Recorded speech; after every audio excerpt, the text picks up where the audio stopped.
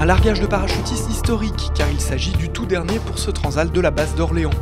Le Transal R-18 part à la retraite, tournant avec lui une page importante de l'histoire de l'aviation militaire française. Et sur la zone de posée, l'émotion était palpable. C'est sympa. Parachute bien ouvert, parachute posé, bon saut. Faire partie du dernier largage du R-18, c'est une grande fierté. Un petit pincement au cœur, puisque j'ai fait une grande partie de ma carrière opérationnelle sur Transal. Le Transal, on y était attaché quand même. Voilà.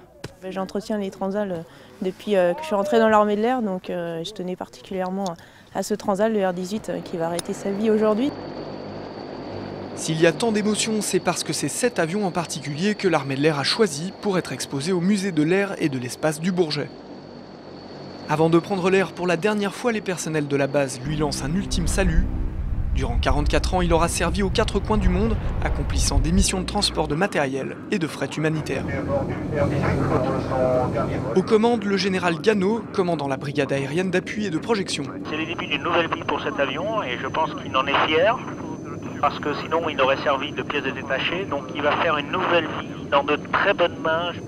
Il était quand même de mon devoir d'accompagner ce vieux soldat pour sa nouvelle mission. Dans la soute, les anecdotes fusent, les invités connaissent parfaitement l'appareil, ils sont anciens mécanos, pilotes à la retraite, certains ont plus de 5000 heures de vol. D'autres se sentent encore plus liés à cet avion, comme le major Rodello, qui a sauté sur Colvézi en 1978. Car c'est en larguant les parachutistes sur la ville occupée que cet avion acquiert ses lettres de noblesse. La Légion saute le 17 mai pour libérer la ville, et fait exceptionnel, il sera par la suite baptisé ville de Colvézi. Il est le seul avion de la flotte à porter un nom de baptême. Pour le préparer à sa nouvelle vie de musée, plus d'une quinzaine de techniciens l'avaient nettoyé dans les moindres recoins durant plus d'un mois.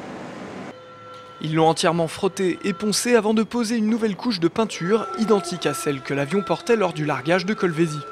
Pour l'occasion, une attention particulière a été portée à son nom de baptême.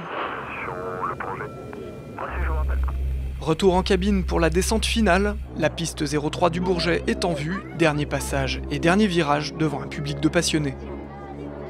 Le train est bien sorti. Le train est sorti, verrouillé, on est configuré. Faites faire des choses à mon âge. Allez petit gars. Oui. Dernier coup d'essuie-glace pour répondre à la haie d'honneur des pompiers du Bourget.